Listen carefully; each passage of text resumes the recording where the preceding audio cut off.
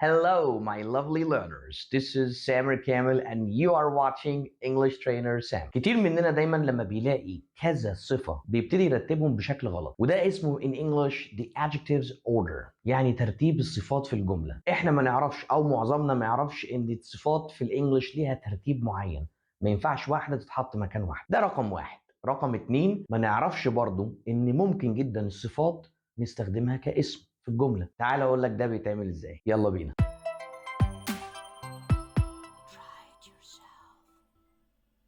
نبدأ الأول بإزاي نستخدم الادجectives كأسماء أو الصفات كأسماء في الجمل.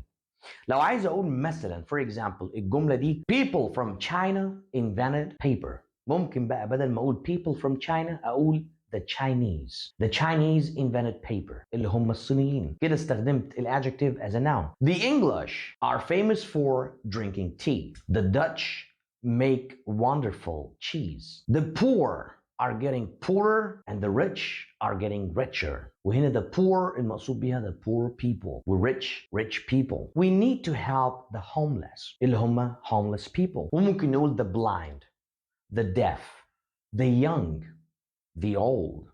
The old usually drive slowly, but the young drive very fast اللي هم old people and young people. دي الطريقة اللي نقدر نستخدم بيها الادجectives أو الصفات كأسماء. طيب تعالوا نشوف بقى ترتيب الصفات في الجملة بيبقى ازاي. طبعا قبل أي حاجة مش لازم كل الصفات دي تيجي كلها في جملة واحدة، بس ممكن 2 أو 3 يجوا في جملة واحدة، فلازم نعرف ترتيبهم ايه. أول حاجة بنبدأ بالopinion. opinion أو impression، رأيك عن الحاجة. beautiful, ugly, expensive, cheap, charming. Number 2 size. little, big, small. Number 3 age. وage هنا معناها برضو بالنسبة لحاجات زي old أو new أو brand new. بعد كده shape، الشكل، فنقول مثلا long, curvy, straight. بعد shape color، اللون، زي مثلا dark, black, yellow, white, gray. Next pattern. And pattern means الشكل، الرسمة، زي مثلا striped، زي مثلا plaid.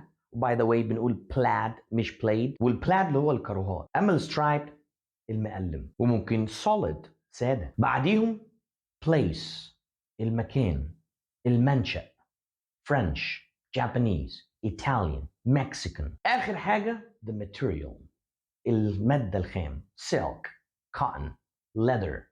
وبعديهم خالص النون، لان احنا طبعا عارفين ان الادجكتيف لازم بعدها يجي noun. طب تعالوا نجرب كده ونشوف نستخدم كام حاجة منهم مع بعض في جمل. We have a charming old house near the lake. ادي charming opinion او impression، والold هو age. She has long brown hair. ادي long shape color brown. I bought a beautiful Italian leather belt. ادي beautiful impression، Italian ادي المنشأ، leather الماتيريال. وممكن اقول I bought a beautiful white striped Italian cotton t-shirt. Impression, color, pattern, place, material. وبعد كده النون. طبعا زي ما قلت، زي ما شفنا في الجمل، مش لازم نستخدم كله مع بعضه، بس لو صادف ان قلت جملة فيها كذا adjective بوصف حاجة معينة، لازم ابقى عارف ايه الترتيب بتاعهم، لان ده مهم جدا in English. والموضوع مش سهل، لازم practicing. حاول تقول جمل مع نفسك عن طريق الترتيب ده، حطه قدامك، قول جمل كتير فيها adjectives واستخدم 3 أو 4 صفات مع بعض في جملة واحدة، واتدرب على الموضوع ده لحد ما تحفظ ترتيبهم. لو عجبك الفيديو دوس لايك، لو عايز تتعلم اكتر سبسكرايب واشترك في القناة عشان تشوف الفيديوهات اللي جاية.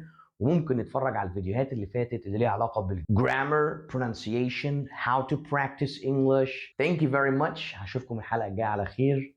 See ya.